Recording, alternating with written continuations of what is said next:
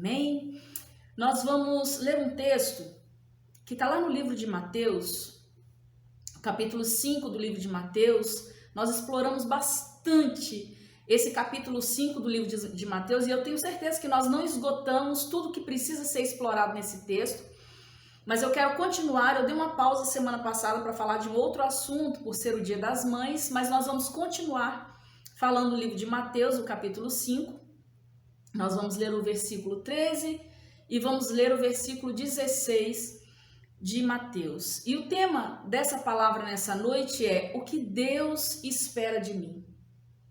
É uma pergunta bem sugestiva para nós, né? É uma pergunta que nos faz pensar. Se você não pensou até hoje, essa pergunta te faz refletir nessa noite. O que Deus espera de você? Pergunta para você mesmo: o que o Senhor espera de mim? Você já se deu conta de que ao longo da nossa vida, em toda a nossa vivência, nós esperamos muitas coisas de Deus. Nós esperamos que Deus faça muitas coisas por nós. Nós sempre estamos esperando que Deus faça alguma coisa. E eu tenho certeza que você, depois de analisar essa palavra, você vai se dar conta de que você já pediu muitas coisas a Deus e você continua pedindo ao Senhor ainda muitas coisas. Nas nossas orações, por exemplo, geralmente a gente não faz aquela oração longa, só adorando, exaltando, engrandecendo o nome do Senhor, mas nós fazemos as nossas orações e a maior parte das nossas orações são petições. Nós estamos sempre pedindo algo para Deus. Então nós esperamos que Deus responda às nossas orações. Nós esperamos que Deus responda, sabe, naquele momento de desespero, que as nossas orações se tornam em súplicas. Nós esperamos que Deus responda às nossas súplicas. Nós esperamos ao longo da nossa vida que Deus manifeste a sua presença. É um pedido que a gente faz para Deus: Senhor, manifeste a sua presença na minha vida, manifeste a sua presença na minha casa. Nós esperamos principalmente que Deus faça os seus milagres em nós, que Deus faça os seus milagres na nossa casa e na nossa vida. É claro que nós esperamos por tudo isso e tem uma razão por que nós oramos e por que nós suplicamos e por que nós esperamos. Nós esperamos tudo isso porque Deus, na sua palavra, que é a verdade, que é incontestável, que é imutável, Deus faz inúmeras promessas para nós. E é lógico, sim, Deus sempre cumpre aquilo que Ele promete. Deus é fiel em cumprir a sua palavra. Deus é fiel em cumprir aquilo que está dito na sua palavra para nós, as suas promessas. Nós esperamos em Deus. Nós esperamos que Deus responda às nossas orações. Nós esperamos que Deus atenda aos nossos pedidos, porque nós acreditamos em Deus. Agora, por outro lado, Deus também espera de nós. Deus também espera algo de nós. Deus espera que nós correspondamos às suas expectativas. Você sabia que Deus tem expectativas sim a seu respeito? Deus te criou com um propósito, você já ouviu falar sobre isso? E quantas vezes você ouviu falar sobre isso? De repente você pode não aceitar, mas é a verdade de Deus. Deus criou você com um propósito. Então, por Ele ter um propósito muito grande na sua vida, Ele espera que você corresponda às expectativas dEle a seu favor, em relação à sua postura, em relação ao seu posicionamento. Deus espera que nós correspondamos às expectativas dEle. E eu tenho dito, no entendimento que Deus tem me dado, que toda a palavra de Deus, ela tem para nós um conselho, e ela tem também para nós uma promessa. Toda a palavra de Deus assim. Se nós não seguirmos os conselhos de Deus, nós não vamos alcançar as promessas. Isso é sério, né? Toda a palavra de Deus tem sempre um conselho e uma promessa.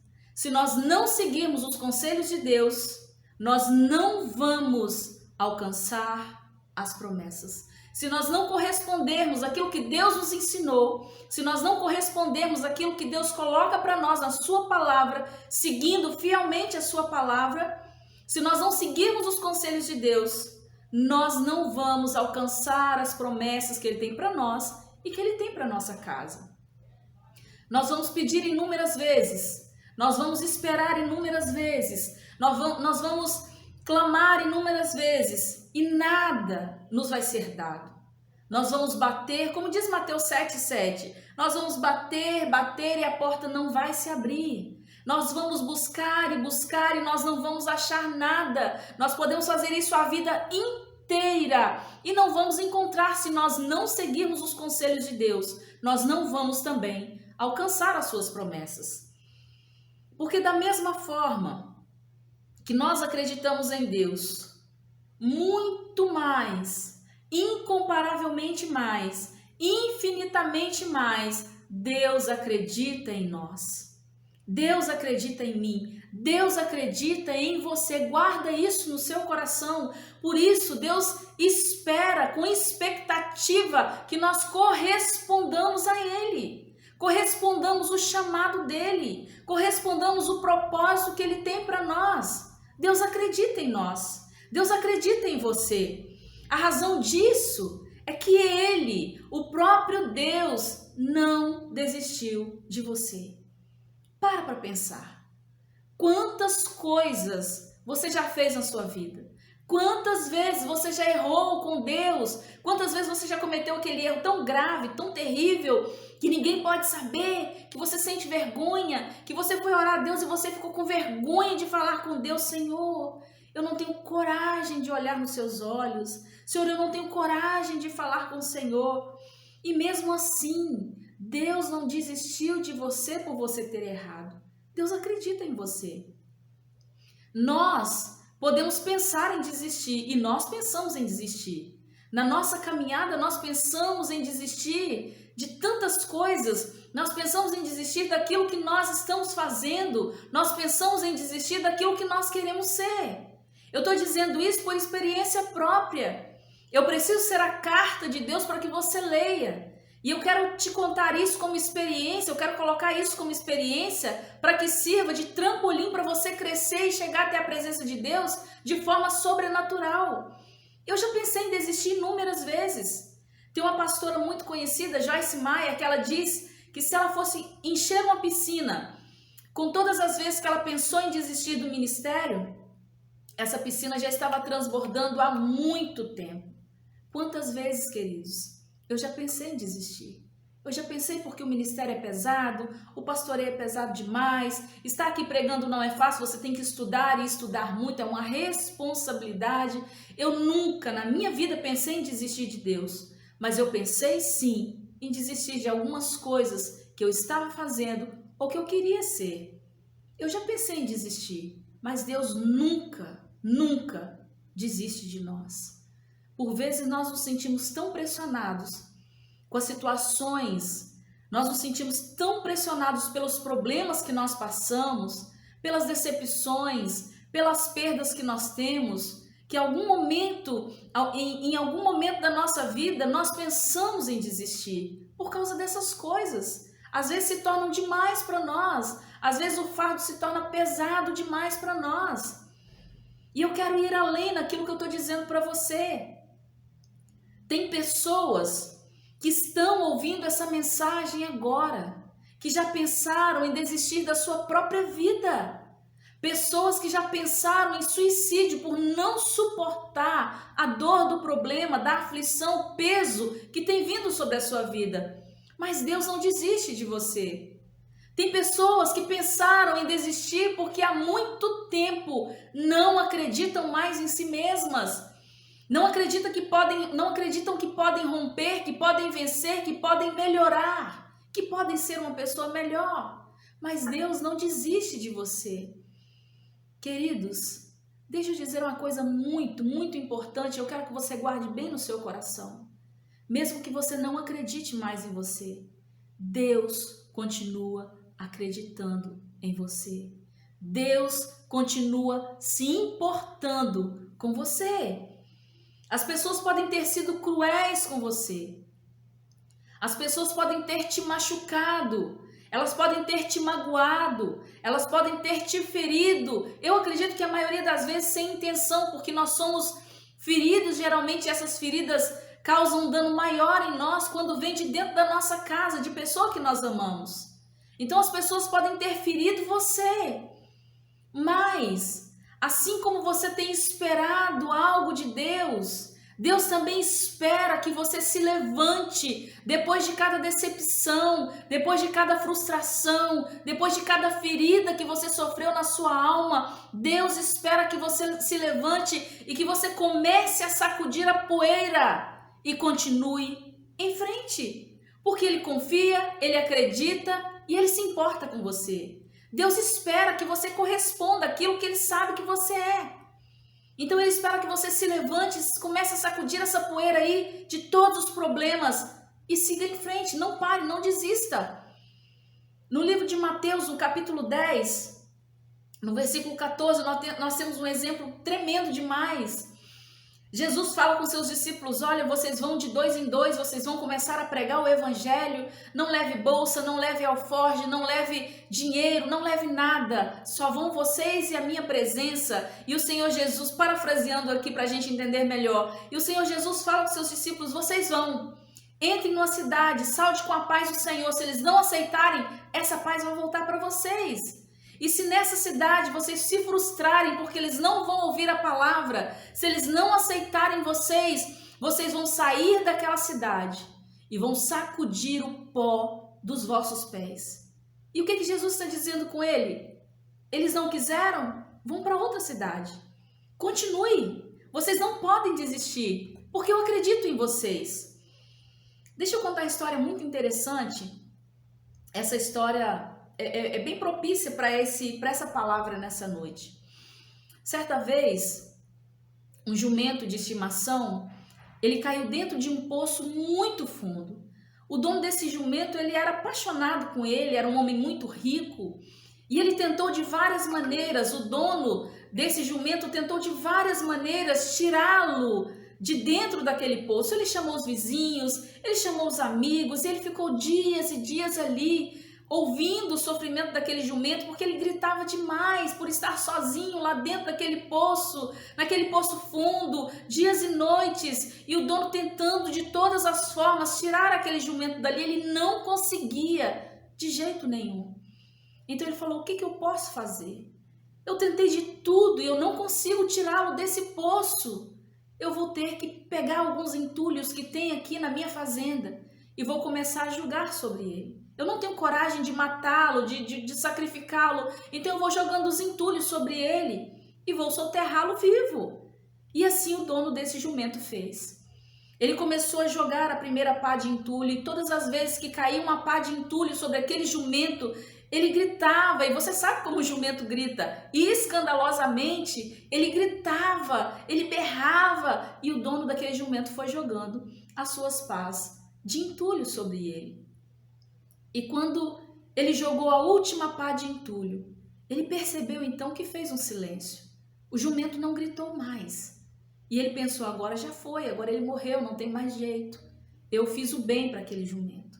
Mas para surpresa daquele homem, quando ele olha para trás, o seu animal saiu andando de dentro daquele poço.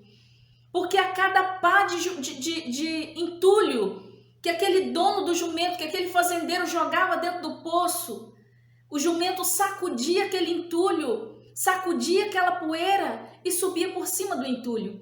E de novo ele jogava outra pá de entulho e o jumento ia fazendo assim, ia subindo, sacudindo o problema, a adversidade, os entulhos da vida, iam subindo por cima, ia subindo por cima, ia subindo por cima, até que ele saiu andando de dentro daquele poço. Porque ele aprendeu a sacudir os entulhos da sua vida. De uma certa forma, isso também acontece conosco. Às vezes parece que nós vamos ser soterrados de tanto problema, de tanta aflição que nós passamos nessa vida. Mas nós precisamos aprender a nos ver, assim como Deus nos vê, porque Deus sabe que você é capaz, que você pode vencer, que você pode superar, que você pode se colocar por cima. Porque Deus sempre vai esperar uma resposta positiva de nós. Deus sabe que você é capaz e Ele sempre vai esperar uma resposta positiva. Por isso Ele espera que você corresponda às expectativas dEle, porque Ele sabe quem você é. Deus espera que você saiba do maior plano que Ele tem para a sua vida. O plano de Deus é que você seja vitorioso. O plano de Deus é que você seja mais do que vencedor. Agora, por outro lado, o diabo também tem um plano sobre as nossas vidas. O diabo tem um plano sobre toda a humanidade. E o maior plano do diabo, eu não sei se você sabia, mas se você não sabia, você vai saber agora nessa noite. O maior plano do diabo, do inimigo das nossas almas, é nos manter ignorantes.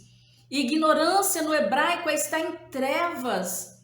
Porque ele quer que a gente seja ignorante quanto à palavra de Deus. Ele não quer que você conheça a verdade da palavra de Deus. Porque enquanto nós não conhecermos essa verdade da palavra de Deus, nós vamos viver em trevas. Agora, uma vez conhecendo a verdade, nós somos libertos por essa verdade. E só a verdade de Deus tem poder para libertar a vida do homem. No livro de João, no capítulo 8, no versículo 32, diz: e conhecereis a verdade, e a verdade vos libertará. Conhecer a verdade não é só saber da verdade. Tem pessoas que conhecem Jesus. Aliás, tem pessoas que sabem de Jesus. Tem pessoas que sabem da palavra de Deus. Sabem que Jesus morreu na cruz. Sabem que Jesus fez milagres nessa terra. As pessoas sabem dessas coisas. Sabem que é Jesus, sabem que é Deus, sabem que é o Espírito Santo. Agora, conhecer a verdade é diferente. Conhecer é registrar na memória. Conhecer é tomar consciência dessa verdade. Uma vez que eu tomo consciência dessa verdade, e é o que o inimigo não quer para nós, uma vez que eu tomo registro na minha memória essa verdade de Deus, então eu começo a passar por um processo de libertação. Agora eu quero fazer algumas perguntas para você nessa noite. O tema da palavra é: o que Deus espera de mim? E eu quero que você pense.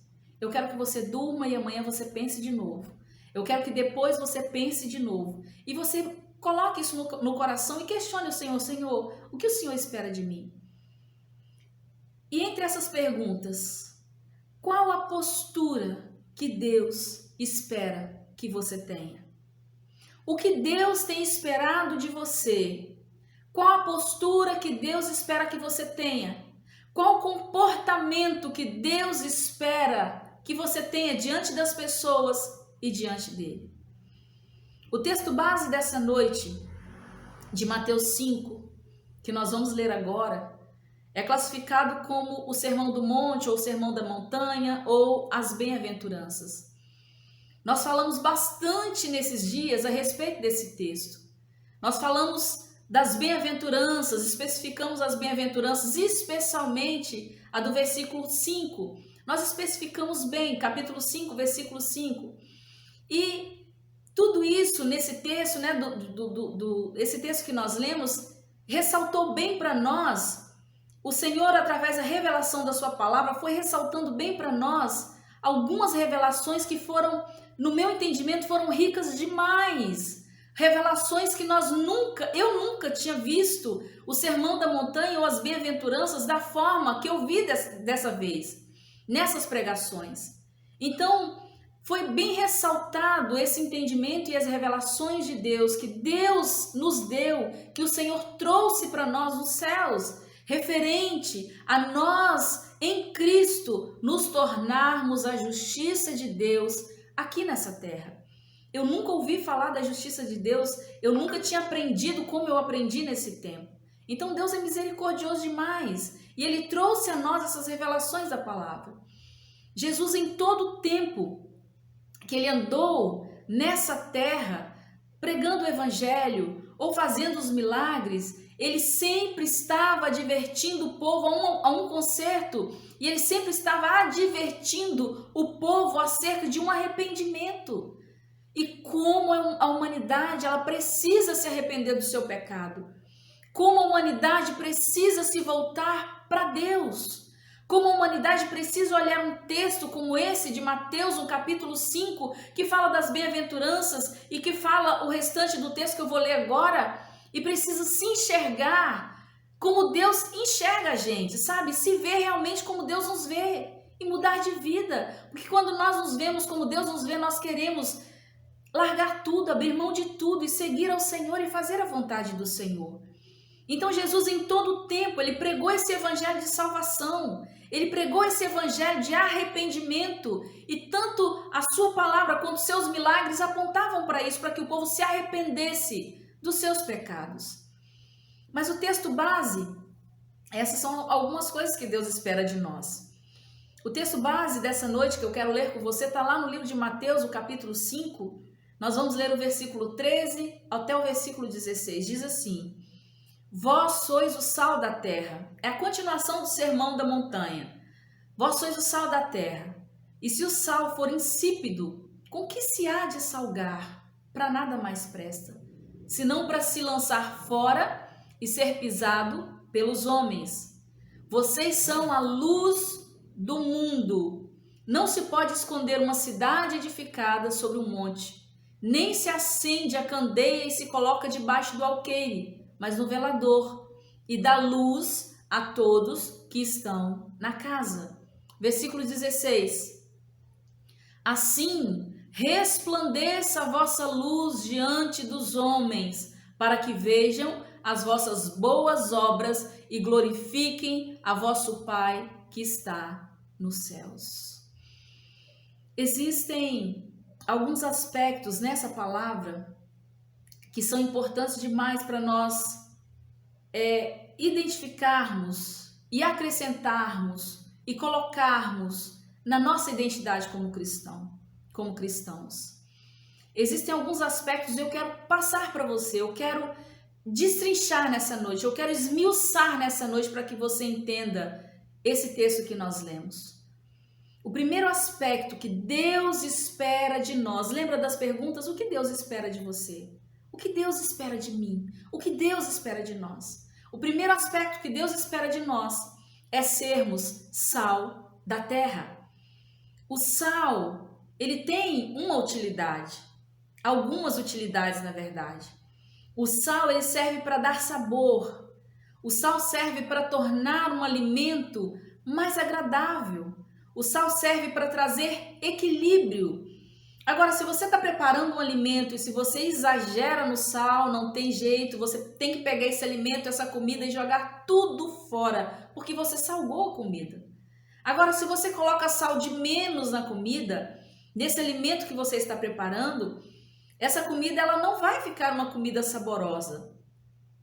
Mas agora, e quando esse sal ele perde o sabor? E quando esse sal, Jesus nos chamou para ser sal da terra, e quando esse sal perde as suas características, quando esse sal perde a sua identidade que o definem como sal? O texto do versículo, Mateus 5, versículo 13, que nós lemos, diz: Vós sois o sal da terra. Jesus dizendo, vocês são o sal da terra. Ele está falando para os discípulos, lá no Sermão do Monte, vocês são o sal da terra. Essa é uma afirmativa de Jesus. Ele está dizendo aos discípulos, vocês são o sal da terra. E se o sal for insípido, e se o sal for sem sabor, com que há de se salgar? Para nada mais presta, senão para se lançar fora e ser pisado pelos homens. Como sal, Jesus nos chamou para ser sal da terra, e como sal nós temos que dar sabor. A primeira coisa que nós precisamos fazer como sal, dar sabor. A identidade do sal é dar sabor. Quando nós damos sabor, quer dizer que nós estamos dando às pessoas a chance de mudarem as suas vidas através da palavra que nós aprendemos. Nós precisamos ser sal na vida das pessoas. Nós precisamos dar sabor à vida das pessoas, dando a elas essa oportunidade de mudança, conhecendo a verdade que liberta. Nós precisamos dar sabor, mostrando a essas pessoas que Deus tem o poder de transformar toda tristeza em alegria. Por pior que seja essa tristeza, Deus tem o poder de transformar toda tristeza em alegria. Deus tem o poder de, no lugar da morte, começar a gerar vida. Deus tem o poder e nós, como sal, temos que mostrar isso para as pessoas. Mostrar que Deus tem o poder de gerar vida onde havia morte. Como sal da terra, Jesus espera de nós que nós nos tornemos agradáveis. Essa é uma das identidades do sal, se tornar agradável, tornar o alimento agradável. Nós precisamos tornar agradável, presta atenção nisso, o ambiente que nós vivemos. Nós precisamos tornar agradável a vida das pessoas que se relacionam conosco. Agora, se isso não acontece partindo de você como sal, se isso não acontece, se você, ao invés de estar tornando esse ambiente agradável, dando sabor, se isso não parte de você, você está salgando o ambiente que você vive, você está sendo insípido. Você precisa deixar de ser insípido e precisa começar a fazer aquilo que Jesus chamou você para fazer. Você precisa começar a dar sabor nos ambientes que você frequenta, na vida das pessoas que você está perto. Você não pode ser insípido na vida de outras pessoas. Deus te chamou para dar sabor. Deus nos chamou para ser sal da terra. E uma das identidades do sal é trazer equilíbrio ao alimento. É trazer equilíbrio, é promover a paz. Nós, como sal, precisamos promover a paz. Augusto Cury diz, que é um grande psicólogo e psicanalista, ele diz que é melhor termos paz do que termos razão. Dentro de questionamentos que às vezes a gente passa com as pessoas, é melhor nós termos paz. Deixa a pessoa ter razão, não tem problema. É melhor você ter paz do que ter razão. Então, uma das características do sal é trazer equilíbrio, é promover a paz. No livro de Romanos, no capítulo 12, o versículo 18, o apóstolo Paulo diz: façam todo o possível para viver em paz com todos. Jesus veio aos discípulos e também a nós com essa palavra. Jesus disse tudo isso no Sermão do Monte, depois de discorrer as bem-aventuranças, porque ele esperava dos discípulos, assim como ele espera de nós, ele espera que sejamos sal da terra. O texto diz que se o sal se tornar insípido, se o sal se tornar sem sabor, ele não presta para mais nada. Se o sal se tornar sem sabor, ele precisa ser lançado fora. E quando esse sal é lançado fora, o texto diz assim para nós, quando esse sal é lançado fora, ele começa a ser pisado pelos homens. Jesus usou essa expressão porque isso era uma realidade da época.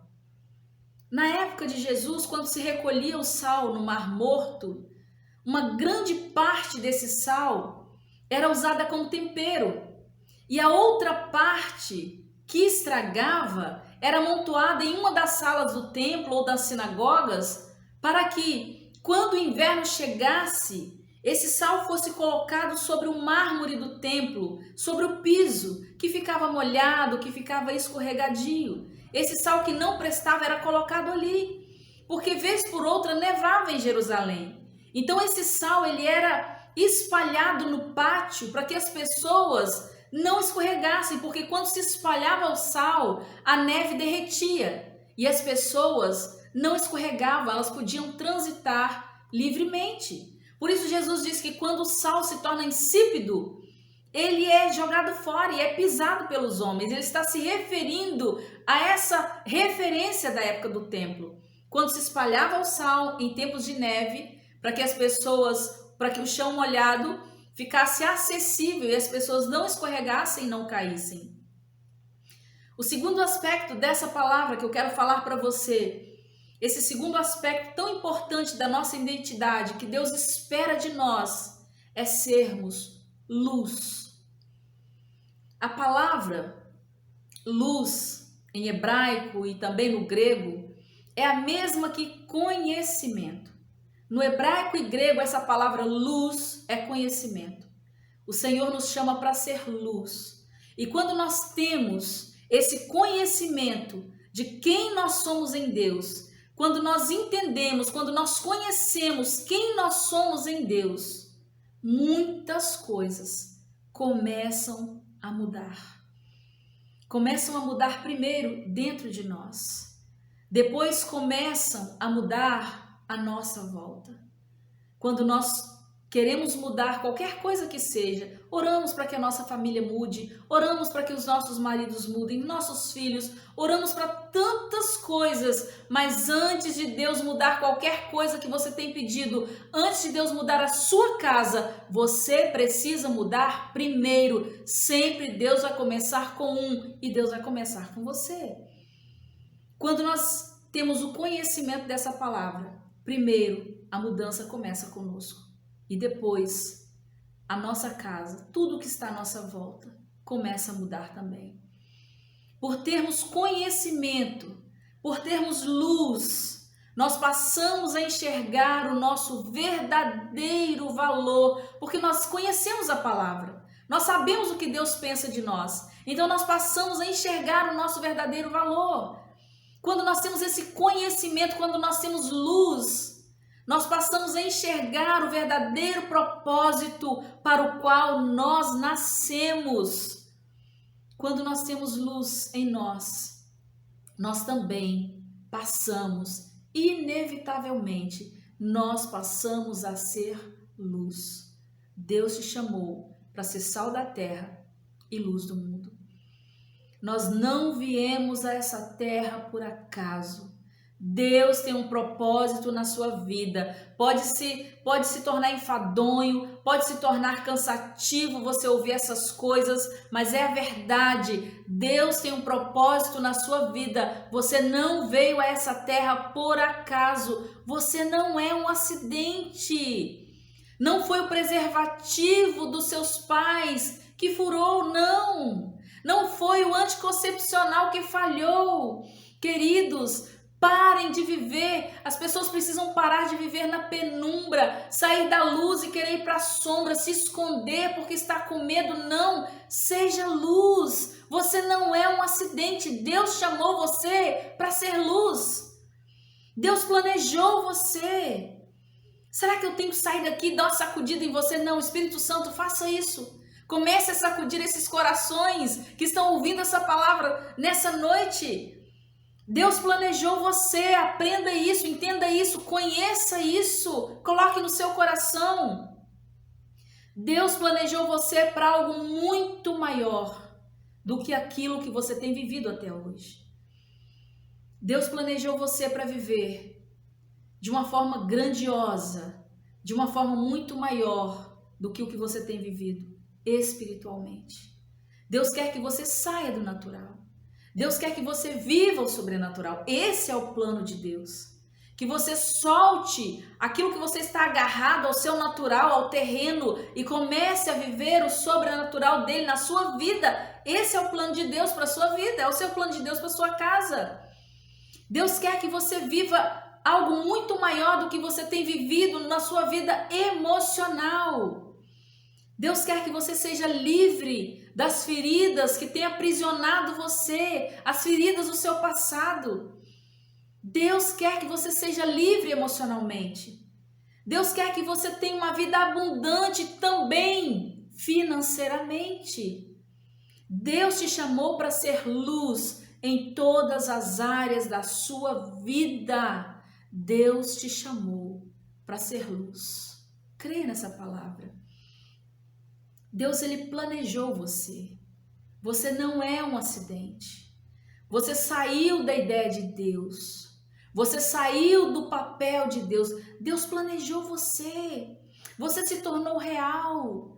Da mesma forma que Deus planejou a vinda de Jesus desde lá de Gênesis. Jesus já existia porque Deus já tinha planejado Jesus. E Jesus se tornou real para nós aqui nessa terra.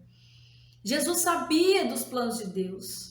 Jesus sabia de tudo que Deus tinha a respeito dele, porque Jesus se via como Deus, assim como Deus o via, como Deus o enxergava. Jesus sabia dos seus propósitos. Jesus sabia dos planos de Deus. Jesus, ele tinha muita segurança naquilo que ele falava. Ele tinha muita certeza naquilo que ele dizia a seu próprio respeito. Jesus sabia quem ele era e para qual o propósito que ele havia vindo ao mundo. Jesus é luz. Por isso ele sabia dos propósitos de Deus. Por isso ele falava com tanta propriedade de quem ele era a respeito de si mesmo. No livro de João, no capítulo 8, no versículo 12, diz: E falou-lhes, pois, Jesus outra vez, de novo, dizendo: Eu sou a luz do mundo. Quem me segue não andará em trevas, mas terá a luz da vida. Da mesma forma, Jesus disse que também nós somos sal e nós somos luz nessa terra. Quem me segue não andará em trevas, mas terá a luz da vida. Você ter a luz da vida em você. Porque Jesus disse que nós somos sal e nós somos luz, porque tanto o sal como a luz são de vital importância para a sobrevivência. Jesus sabia aquilo que ele estava dizendo. Mas talvez você se pergunte assim: pastor, é interessante demais essa palavra, louvado seja Deus, Deus está falando comigo, mas como eu sei se eu tenho sido luz? Como eu sei se eu tenho sido luz na vida das pessoas? Como eu sei que Jesus tem me enxergado como luz? Como eu sei de tudo isso? Ser luz é testificar da luz que é Cristo em nós. Ser luz é anunciar o Evangelho. Ser luz é testemunhar o poder, é testemunhar a unção, é testemunhar a salvação que chegou a nós. De graça nós recebemos, de graça nós precisamos passar. E essa salvação, esse poder, essa unção chegou a nós, não porque nós ouvimos alguém dizer, ou porque nós vivenciamos o testemunho de alguém, mas porque vivemos essas coisas diariamente na nossa vida, porque agora nós somos luz. Nós vivemos a palavra que é luz em nós. Ser luz é andar na luz. A Bíblia diz que luz e trevas não combinam. Ou seja, as nossas obras, porque nós andamos na luz, as nossas obras elas são vistas por todos e elas não são condenadas. Olha que tremendo isso. Nós somos luz porque nós andamos na luz. As nossas obras são vistas, nossas atitudes, o nosso comportamento, o que nós fazemos, o que nós dizemos, são vistos pelas pessoas. Isso é muito sério, porque nós precisamos ser luz no mundo que nós vivemos. Assim como Jesus foi luz, a luz do mundo, nós somos luz no mundo. Então as nossas obras, o nosso comportamento, as nossas palavras, elas são ouvidas e vistas, mas elas são aprovadas pelas pessoas. Porque o que testifica Deus em nós não é só porque nós falamos que somos, mas é porque nós vivemos Deus e as pessoas veem isso em nós e também querem seguir esse mesmo Deus que nos torna luz nesse mundo. Continuando Mateus 5, o texto base que nós lemos, o versículo 16 diz, Jesus continua dizendo: assim resplandeça a vossa luz diante dos homens, para que vejam as vossas boas obras e glorifiquem a vosso Pai que está nos céus. Nós precisamos deixar essa luz transparecer para que as pessoas vejam Jesus brilhando em nós. Ser luz é ter a responsabilidade. Vai pontuando aí. Será que eu tenho sido luz nesse mundo? Ser luz é ter a responsabilidade de cumprir o que Jesus fala a nosso respeito. Ele acredita em nós, ele apostou em nós e continua apostando. Ser luz é cumprir, é ter a responsabilidade para cumprir o que Jesus fala a nosso respeito. Nós não podemos invalidar a palavra de Deus. Isso é um fato. A palavra de Deus é verdade, ela é imutável. Nós não conseguimos, por melhor que nós sejamos, nós não vamos conseguir invalidar a palavra de Deus. A palavra de Deus já foi estabelecida, ela já foi firmada. Ninguém muda a palavra de Deus. Agora, nós não podemos fazer isso e nem anular a palavra de Deus, que foi decretada no universo sobre nós e sobre toda a humanidade. Mas nós podemos deixar de cumprir essa palavra nas nossas vidas.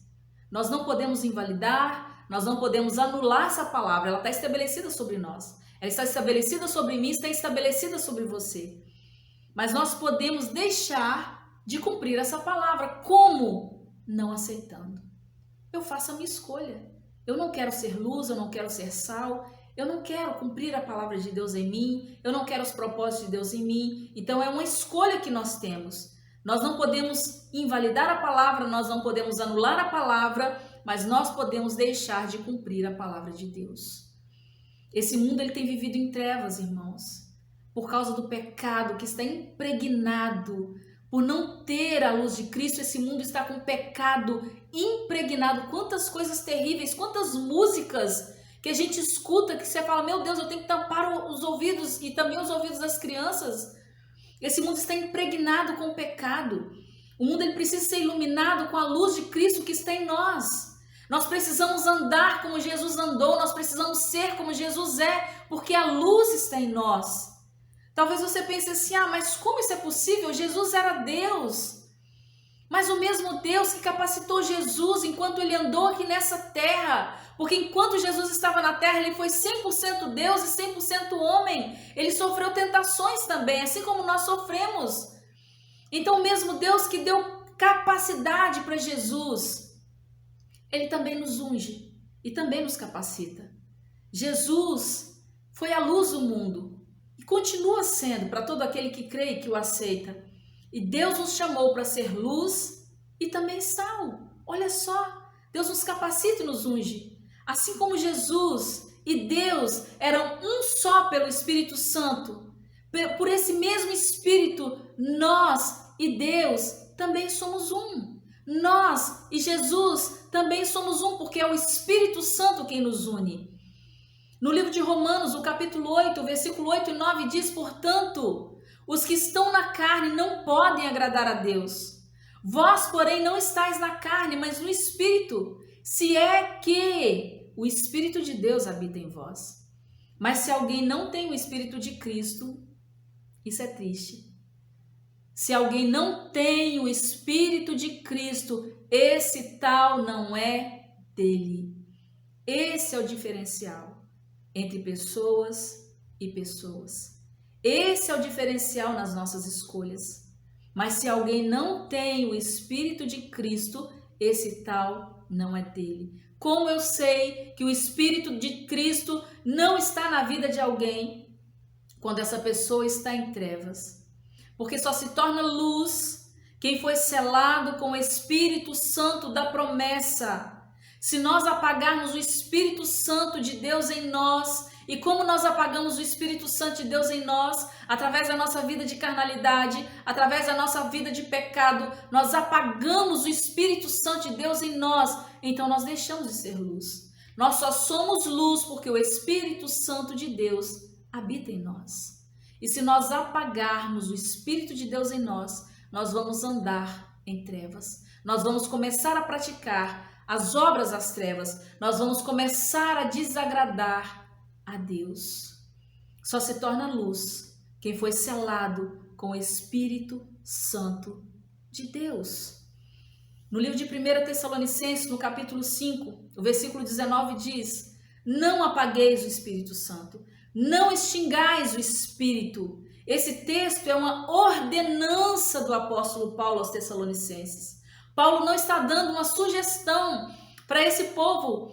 Paulo está ordenando: não extingais o Espírito Santo. Por quê? Se eu apago o Espírito Santo, eu vou viver uma vida de trevas e eu vou fracassar em todas as áreas da minha vida.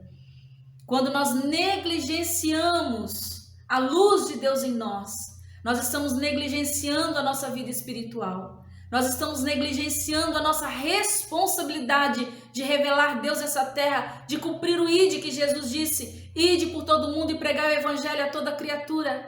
Quem crer e for batizado, conselho, será salvo. E uma promessa: quem não crer já está condenado. Nós não podemos negligenciar o sacrifício que Jesus para mim fez por nós na cruz do Calvário. Quando nós negligenciamos a luz de Deus em nós, nós só sabemos que somos luz quando nós fazemos as coisas que agradam ao Senhor, a vontade de Deus em nós. Se nós negligenciarmos a nossa vida espiritual, se nós estamos negligenciando essas coisas, a responsabilidade de revelar a Deus para outras pessoas, se nós negligenciamos o sacrifício de Jesus, então nós estamos a um passo de apagar o Espírito Santo de Deus em nós. Mas depois de todo o conselho de Deus na sua palavra, Deus sempre nos dá um conselho e uma promessa. Isso é tão tremendo, eu fiquei tão maravilhada com essa revelação de Deus. Depois de todo o conselho de Deus, existe uma promessa para nós e existe uma saída nessa promessa. No livro de 1 Tessalonicenses, versículo 5, o capítulo 15 a 23 diz: conselhos de Deus para nós.